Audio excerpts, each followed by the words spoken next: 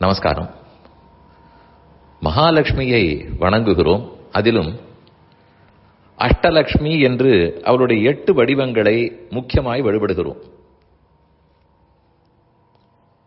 ஆதிலக்ஷ்மி, வித்யாலக்ஷ்மி, கஜலக்ஷ்மி, தைரியலக்ஷ்மி, விஜயலக்ஷ்மி, தனலக்ஷ்மி, தானியலக்ஷ்மி, சந்தானலக்ஷ்மி, இப்படியும் 8 குறிப்பிட்டு சொல்லுவார்கள். இது தவறும் சில லட்சுமிகள் எல்லாம் வழக்கத்தில் காணப்படுகின்றன. எதனால் இந்தந்த லட்சுமிக்கு இந்தந்த பெயர்? அவளிடத்தில் நமக்கு என்ன கிட்டுகிறது? ஒருபுறம் அந்தந்த சொத்தை கொடுக்கிறாள் என்பது உண்மை. தனலட்சுமி தனம் கொடுப்பாள். தானியலட்சுமி அரிசி முதலான தானியங்களை எல்லாம் கொடுக்கிறாள். சந்தானலட்சுமி மக்கள் பேரு, பிள்ளை பெண்ணு என்று வாரிசை உருவாக்கி கொடுக்கிறாள். தைரியலட்சுமி எடுத்த காரியத்தில் உறுதி கொடுக்கிறாள். விஜயலட்சுமி வெற்றிக்கு வழிவகுக்கிறாள். இப்படியெல்லாம் சொல்வதுண்டு. இது ஒரு புறம் அவசியம் நடக்கிறது. மற்றொன்று, இந்த பெயர்களெல்லாம் ஏன் இப்படி ஏற்பட்டன என்பதற்கு ஆழமான கருத்தும் உள்ளது.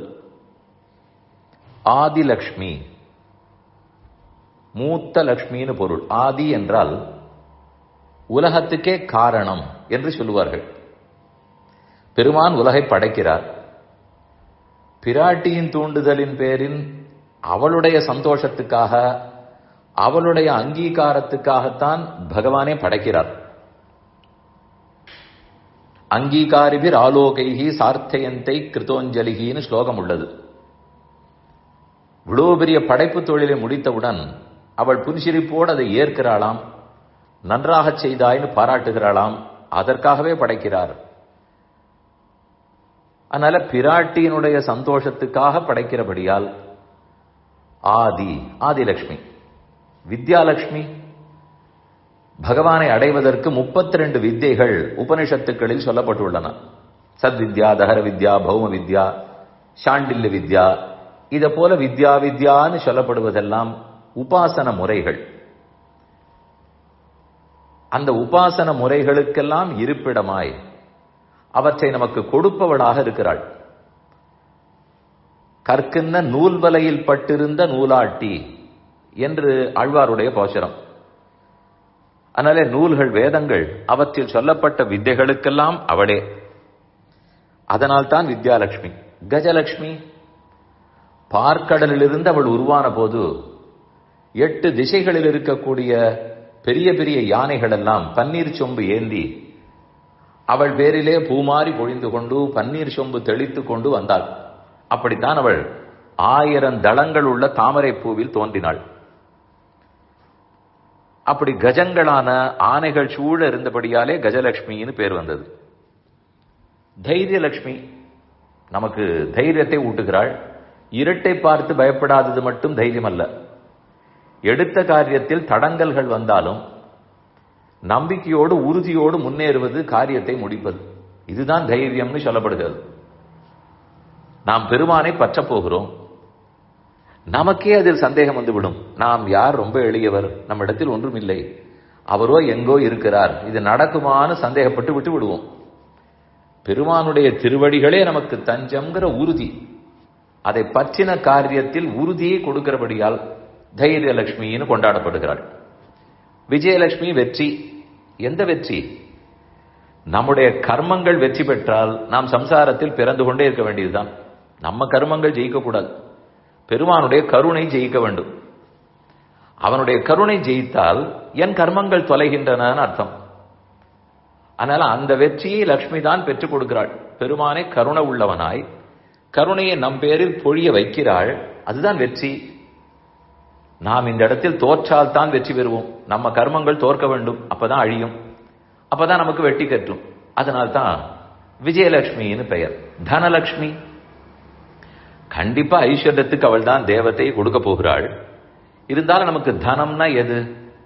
வைத்த மாநிதி. அழகான பெருமாள் திருக்கோளூரில் உள்ளார். பெரிய நிதி தனமே பகவான் தான். அம்பரமே தண்ணீரே சோரே அறம் செய்யும் எம்பெருமான் நந்தகோபாலான ஆண்டாள் பாசுரம். தண்ணீரை ஒருத்தர் தானம் கொடுத்தால் அது தண்ணீராகத்தான் இருக்கும், வஸ்திர தானம் ஆகாது. வஸ்திரத்தை கொடுத்தால் அது அன்னதானம் ஆகாது. ஆனா பகவானே கொடுத்து விட்டால் எல்லா தானங்களையும் கொடுத்ததாகும். அதனால் கண்ணனையே கொடுத்து விடு, அவனையே தனமாக கொடுன்னு கேட்கிறோம்.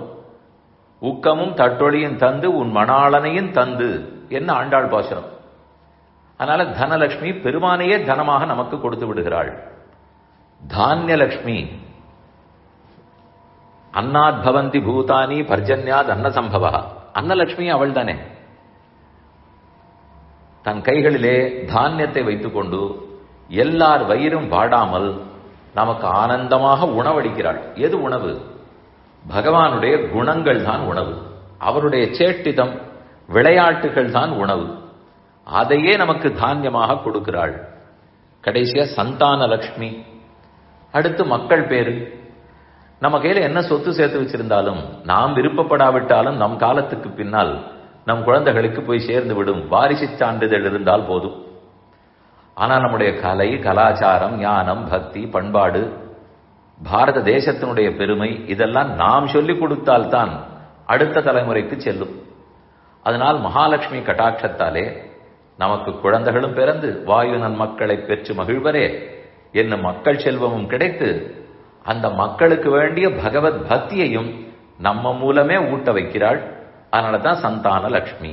ஆதிலட்சுமி, வித்யாலட்சுமி, கஜலட்சுமி, தைரியலட்சுமி, விஜயலட்சுமி, தனலட்சுமி, தானியலட்சுமி, சந்தானலட்சுமியின் அஷ்டலட்சுமிகளுடைய கட்டாட்சம் அனைவருக்கும் கிட்ட வேண்டும்.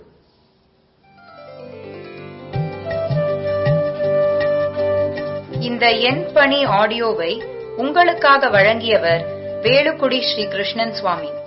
இந்த ஆடியோவை தினமும் உங்கள் மொபைலில் பெற கிஞ்சித் என் பணி KINCHITENPANI